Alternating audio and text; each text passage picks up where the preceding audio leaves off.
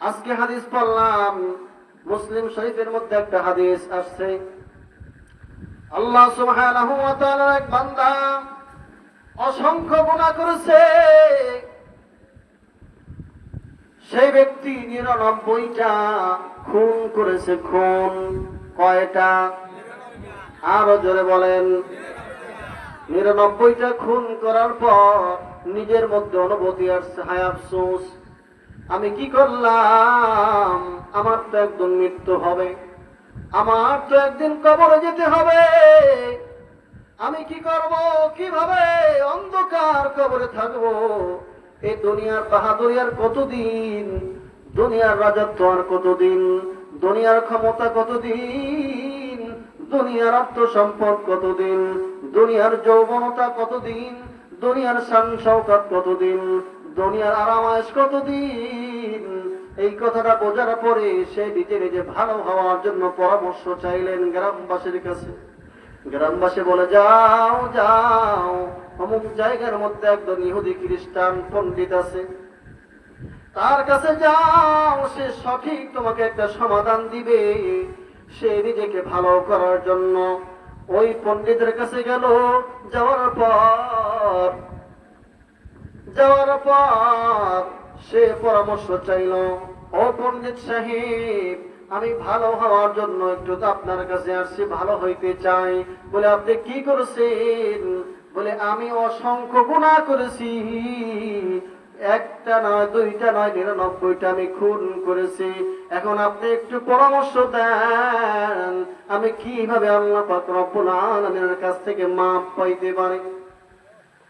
পণ্ডিত মশাই বলেন, ও জালেম, তুমি তো এত বড় মারাত্মক গুনাহগার, একটা নয়, দুইটা নয়, 99টা খুন তুমি করেছো, আবার আসছো এখন ভালো হওয়ার জন্য। তোমার কোনো ভালো হওয়ার পথ নাই, তুমি ভালো হওয়ার প্রয়োজন নাই, তুমি আর ভালো হতে পারবে না, তোমার গুনাহ আল্লাহ মাফ করবে না। এই কথা বলার সঙ্গে সঙ্গে ওই জালেম চিন্তা করলো, আমি 99টা খুন যেহেতু করেছি, 100টা হইতে একটা বাকি আছে, যদি ভালো নাই হই, মাপ নাই পাই, তাহলে তোরে আরো বাঁচায় রাখা লাভ নাই, তোকে কতল করে দিলাম। ওই পণ্ডিতকেও কতল করে দিল, পুরা করলো 100। কয়শো? 100 পুরা করার পর দিলের মধ্যে তামান্না, কিভাবে ভালো হইতে পারে, আবার পরামর্শ চাইল। মহল্লাবাসী পরামর্শ দিল, ও ভাই, অমুক জায়গার মধ্যে একজন আল্লাহওয়ালা আছে, ওই আল্লাহওয়ালা সমাজে যে মানুষগুলো থাকে তারাও আল্লাহওয়ালা হয়ে যায়। ওই আল্লাহওয়ালা সমাজে পরামর্শ নিয়ে যারা চলে তারাও আল্লাহ পাক রব্বুল আলামিনকে চিনে জানে, আল্লাহ তাআলাকে মানে। তুমিও যদি নিজেকে শুধরাইতে চাও, অমুক আল্লাহওয়ালার সঙ্গে যাও, নিজেকে বিলীন করে দাও। সে সিদ্ধান্ত নিল, সঙ্গে সঙ্গে কাজ করা শুরু করলো, রওনা দিল। অমুক জায়গায় আল্লাহওয়ালা আছে, অমুক জায়গার লোকগুলো খুব ভালো, তার সঙ্গে আপনি নিজেও ভালো হওয়ার জন্য রওনা দিছে।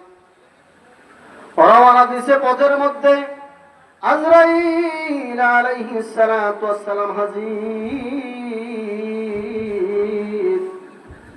আজরাইল আলাইহিস সালাতু ওয়াস সালাম হাজির হয়ে গেলেন তার রূহ কবজ করার জন্য। রূহ কবজ করবে এমন সময় তার মধ্যে অনুভূতি ছিল, আমি ভালো হওয়ার জন্য রওনা দিয়েছি, আমি ভালো করে জানি আমি একটা নয়, দুইটা নয়, 100 খুন করেছি।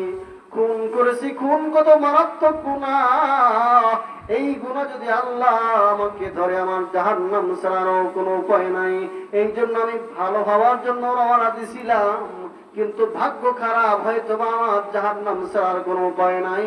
আমার এমন সময় হায়াত শেষ হয়ে গেল।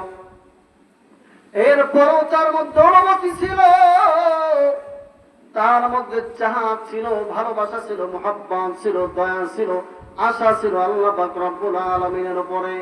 আল্লাহ কত বড় দয়ার মালিক।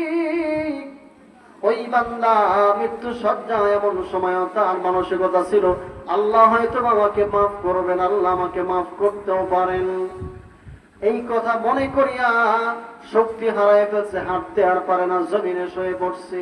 সো অবস্থায় বুক ঘষাইতে ঘষাইতে ওই ভালো কওমের দিকে যাওয়ার জন্য একটু আগায় গেছে।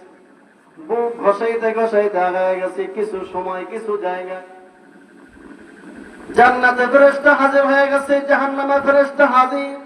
এই বান্দা আরো কবজ হয়ে গেছে। জান্নাতে ফেরেশতা নেওয়ার জন্য পাগল, জাহান্নামে ফেরেশতাও নেওয়ার জন্য ব্যাকুল হয়ে গেছে। দুইজন, দুই কম, তার মানে হলো জান্নাতের ফেরেশতা, জাহান্নামের ফেরেশতা ঝগড়া লাগছে। জান্নাতের ফেরেশতা বলে এই ব্যক্তি নেককার, নেক হওয়ার জন্য, ভালো হওয়ার জন্য রওনা দিয়েছে। আর জাহান্নামে ফেরেশতা বলে না, একটা নয়, দুইটা নয়, সে এখনো তওবা করে নাই, 100 খুন করেছে। আল্লাহ সুবহানাহু ওয়া তাআলা কত বড় দয়ার মালিক। আল্লাহ ফেরেশতাদের মাধ্যমে জানায় দেন, ও জান্নাতের ফেরেশতা, জাহান্নামের ফেরেশতা, ঝগড়া করিও না। ওই বান্দা যে জায়গা থেকে এই জায়গা পর্যন্ত আসছে, আর এই জায়গা থেকে যে জায়গায় যাবে ওই জায়গা পর্যন্ত মাফ করো, মাফ দাও। যদি এই জায়গা থেকে ভালো কমটা কাছাকাছি হয়ে যায়, তাহলে মনে করবা এই নেবে লোকটা নেককার হিসাবে গণ্য হয়ে যাবে। আর যদি এই জায়গা থেকে তার নিজের কম বেশি কাছাকাছি হয়ে যায়, তাহলে মনে করবা সে ভালো হওয়ার জন্য আগাইতে পারে না, সে জাহান্নামে থেকে যাবে।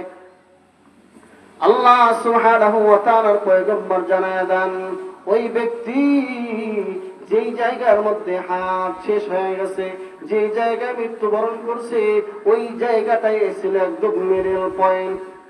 তার বাড়ি থেকে ওই জায়গা পর্যন্ত যতটুকু জায়গা, ওই জায়গা থেকে ভালো কম, নেককার কওমের ঠিক এতটুকু জায়গা, ওই জায়গার মধ্যে হাদিসের মধ্যে আছে মৃত্যু হবে হবে এমন সময় যে বুক ভাসায়া যতটুকু জায়গা আগায় গেছিল, ওই জায়গাটাই হলো বেশি অতিরিক্ত ভালো হওয়ার কওমের দিকে। বলেন না সুবহানাল্লাহ। আল্লাহ সুবহানাহু ওয়া তাআলা ফেরেশতা মেপে দেখে ওই বান্দা এতটুকু জায়গা বেশি আগানো, যতটুকু জায়গা সে মৃত্যু হবে হবে এমন সময় বুক ঘষে ঘষে আগায় গেছিল। এখান থেকে কি শিক্ষা নি, কি বোঝানো হয়েছে? ও ভাই, আপনার আমার বয়সের শুরু থেকে নিয়ে মৃত্যু পর্যন্ত গুনাহ মাফের আশা আছে না নাই? আল্লাহ মাফ করতে পারে কি পারে না? আরো জোরে পারে কি পারে না? আল্লাহ পারে, পারে। এই জন্য মাফ চাবো তো ইনশাআল্লাহ।